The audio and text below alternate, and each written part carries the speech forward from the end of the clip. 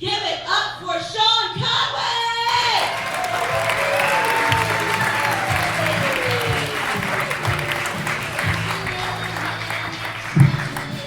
Hey Milwaukee, how we all going? We going good? Yeah, this is the first time in Milwaukee, so I'm loving the city, man. There's, anyone here been to Australia? It's not a classroom, bro. You can just talk to me. You been to Australia? Where'd you go? What'd you think? It was very hot. Well, compared to here, this is like fucking Eskimo territory. This is the coldest place on earth I've been to.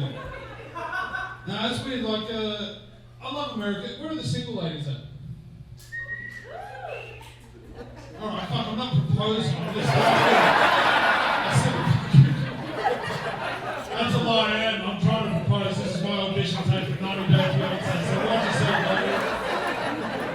Oh, you're single? Well, you better watch yourself, lady. What about gay dudes? I'm not judgmental. I'll marry a gay dude if he gets me over here. I'm looking for a green card. I love it over here, man. America is the best place on earth, man. But the one thing I don't like about America is their questions about Australians. So anyone here got questions about Australia, and I'll answer them now. You don't have to respond, I know what they are.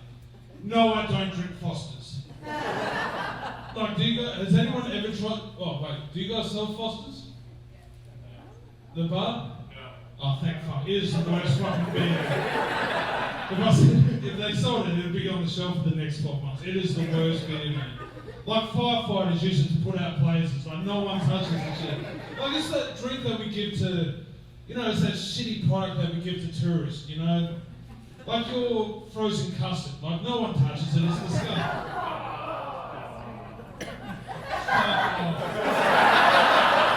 That's where I lost you. Get the fuck out. Custard should be warm, you should be ashamed of yourself. It's a little combination. Man. Australians are really picky about their beers, man. So whenever I'm in Milwaukee, I only drink Lakefront Brewery.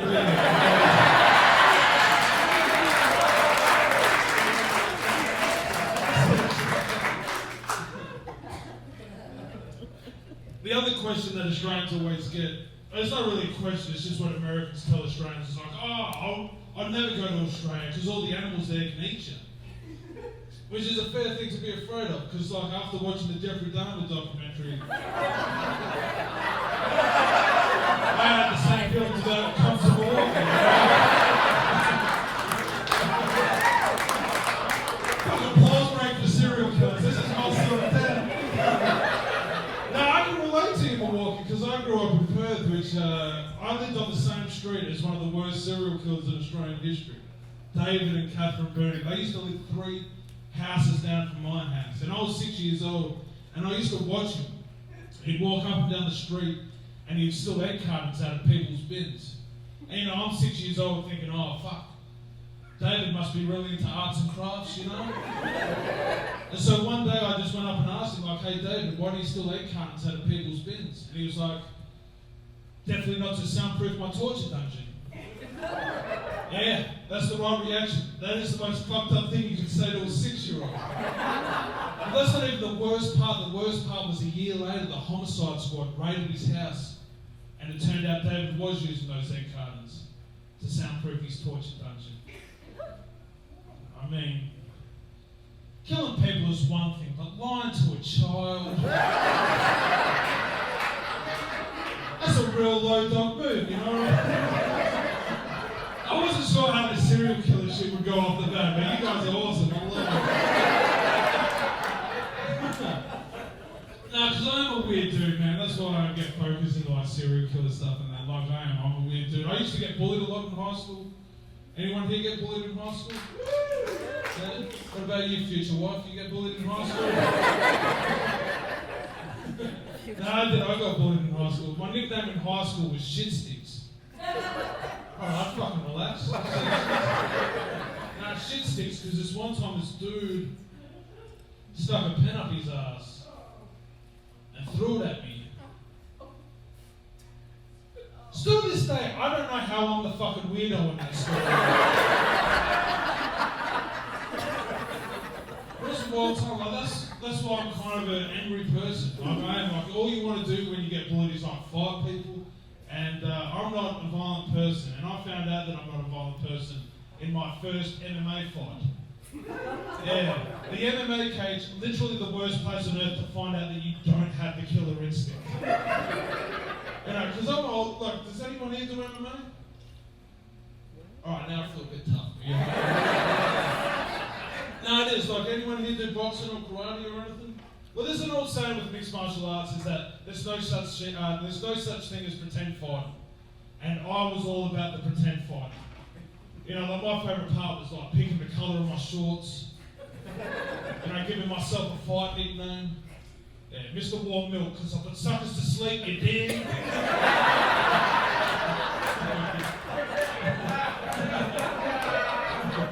Where I let myself down though was my intro song, because your intro song is meant to show how intimidating you are.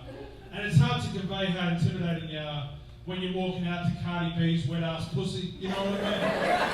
It really gives off the wrong message, you know what I mean? But yeah, man, like, I love my MMA part, because I'm a theatre kid, like, at heart, I'm a theatre kid, so like, my favourite part was like walking to the ring, waving at everyone like I'm Jackie Onassis. The worst part about my MMA fight was actually getting in the cage and taking headshots like I'm JFK in Texas. Oh, Jeffrey Dahmer, he's our local hero. You fucking grown at that joke? Get the fuck out of here. I did that joke in Texas and they didn't even get the reference.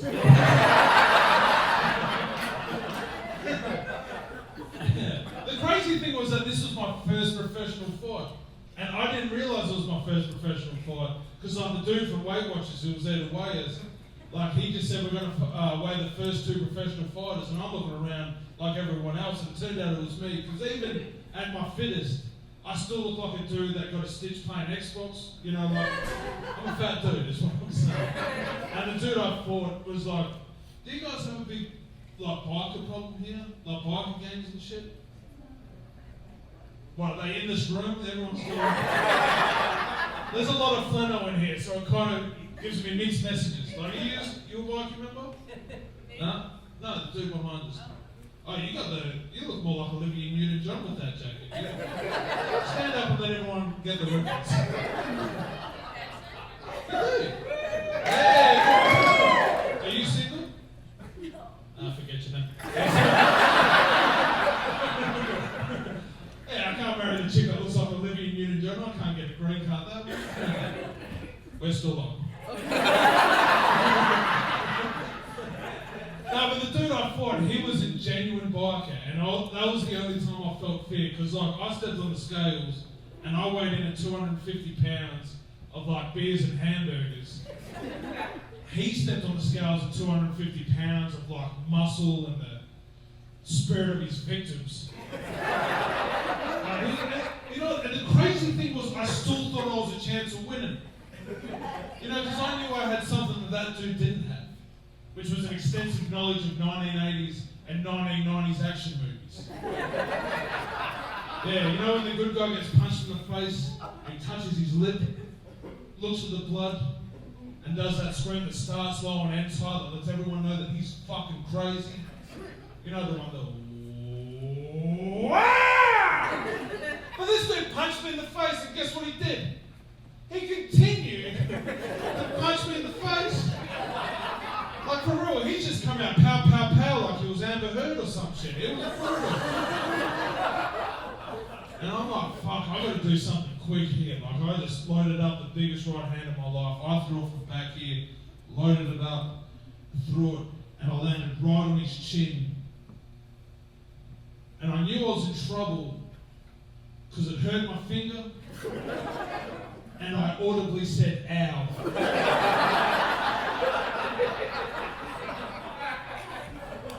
And I'm not afraid to admit it, Milwaukee, that was the most terrifying moment of my life. Because I'm just staring into his eyes as he slowly touched his lip. And then he loaded up the biggest right hand of his life. He threw it from back here, threw it, landed right on my chin, and then it just cut to black.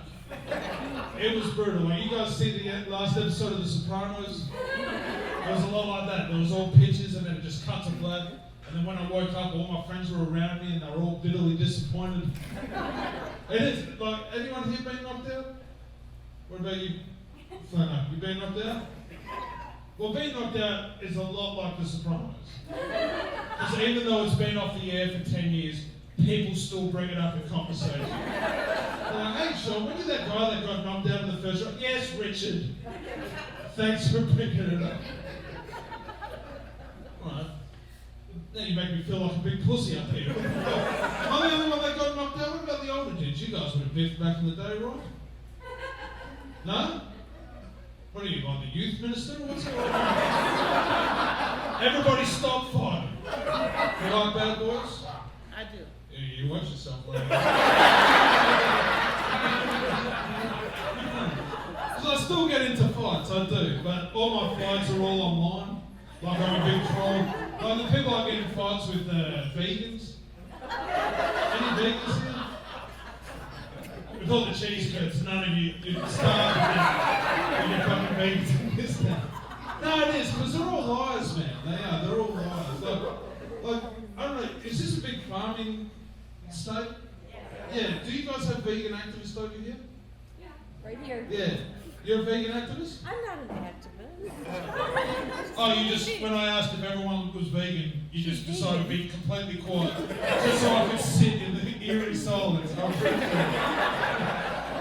I mean, vegans are cool. I just don't like vegan activists. Because like in Australia, we have a big problem with them. Because they'll go to a farm, they'll steal a lamb, and they'll go on the news the next day. Oh, we didn't steal this land, we liberated this land, we're the voice of the voiceless, we speak for those who can't speak for themselves. And I'm there just watching it. Just admit that it's fun stealing stuff. Like anyone here steals? No one here with a 5-finger discount? Oh, where are the things? Oh, you got your hands in your pockets, bro. What do you got in your... I'm not sure, bro. Do you steal? He just steals hearts.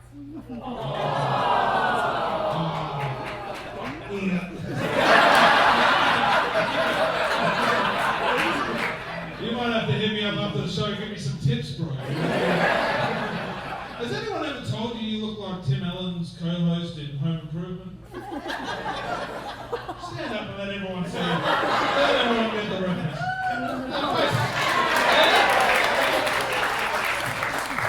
30-year-old TV references. That's the audience I've got. No, I used to steal all the time, man.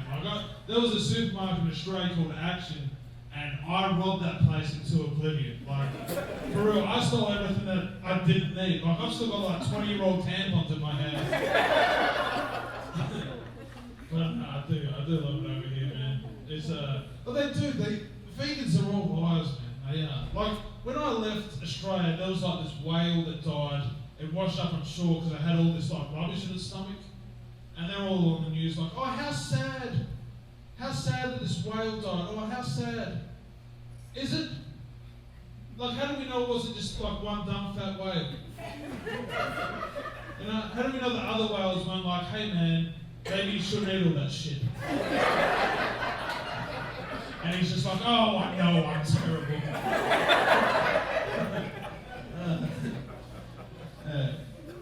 It's weird that I get the same questions that a whale does. It's weird. I do love it over here in America, man. I do. I love it over here. The one thing that I really don't like about America is your news. Does anyone here like still pay attention to the news here? No, it's the fuck up. I stopped watching American news when I saw a New York Times article that said Bert and Ernie are gay. Yeah. Which is a wild thing to see in the New York Times. Because they're not gay. Which is a wild accusation as well. Because it's like, they're just two dudes living together and no women come to their house. Doesn't make them gay. It means they're ugly. And don't get me wrong, I love Bert and Ernie as much as the next man, but like, when you're walking around with a butt plug for a head, you can't expect pussy to be knocking down your fucking door, you know what I'm saying? The crazy thing, this is a genuine New York Times girlfriend, rumors have been circulated for years about the sexuality of Bird and Ernie. Who the fuck is spreading rumors about Bird and Ernie? Fucking Oscar the Grouch? Like, how did that rumor even get started? Nah, for real, I saw Bird fucking Ernie in a kid suit. And the whole time all I could hear was, who's my rubber ducky? Who's my rubber ducky? Oh, shit. The other thing, I can't get into politics over here. I don't get politics because you guys went fucking buck wild with your politics for a couple of years, man. But it's the one thing I don't get, like with Trump, is like, did you guys took a shot at Ronald Reagan? You guys know that story? Yep. Current affair stuff. That's what I'm bringing up. No, they took a shot at Ronald Reagan. You guys know why? Because there was a dude who was infatuated with Jodie Foster. And he thought, to impress Jodie Foster, I'm going to shoot the president. And then I'm back in Australia and I'm watching news all about, oh, Trump is the worst, Trump's a monster, Trump's this, Trump's that. But no one took a shot at him. Which just tells me one thing, America. Chivalry is dead in this country.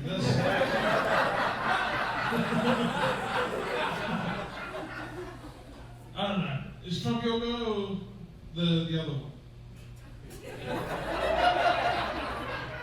Neither? Moving on. Alright, I feel I lost you with, are you Trump or? I'm silent. Alright. This relationship's on the rocks already. Shit. We'll see if I can. Because America and Australia, we're very similar, man. We are. But I'll try to see, because you guys are in Milwaukee. Did you guys ever play the game called Pop? Great. Pop, P-O-P.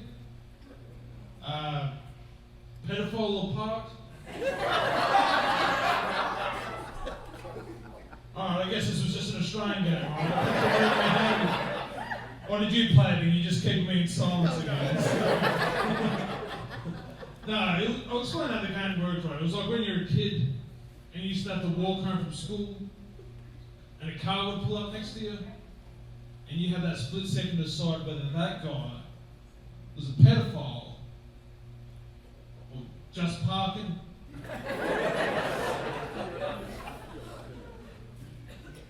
It was a weird game.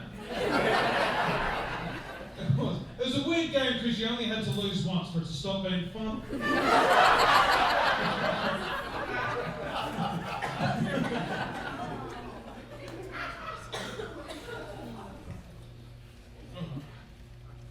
No, Carly MC, give her a big round of applause, man. That was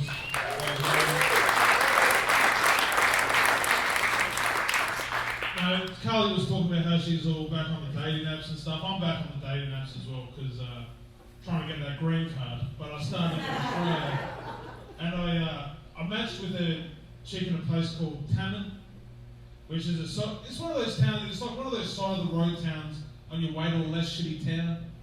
So I went there and I matched with this girl, and she was 45 minutes late to the date. 45 minutes late, and I'm at the Tammin bar. And I'm thinking, fuck, she better get here in the next 60 to 90 minutes, otherwise I'm getting the fuck out of here. You know, I got a little thing called dignity, you know?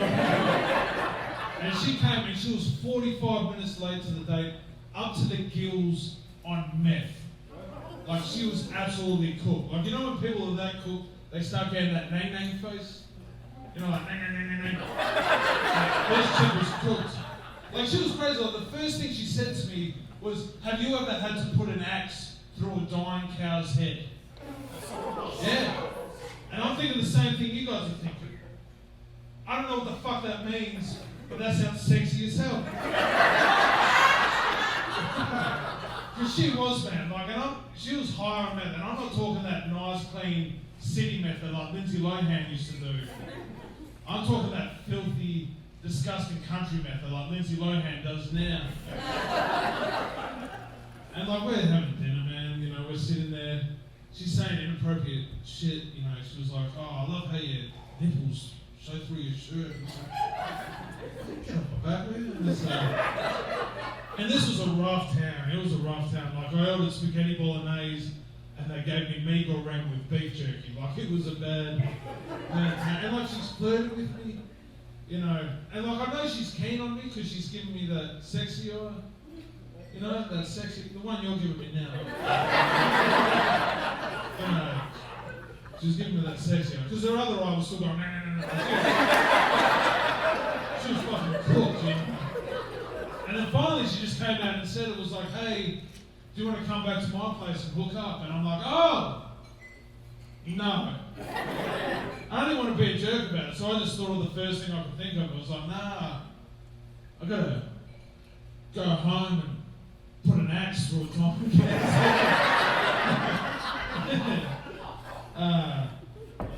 Yeah, that's a sad story. It's a sad story because we've been still going steady for about 6 months now.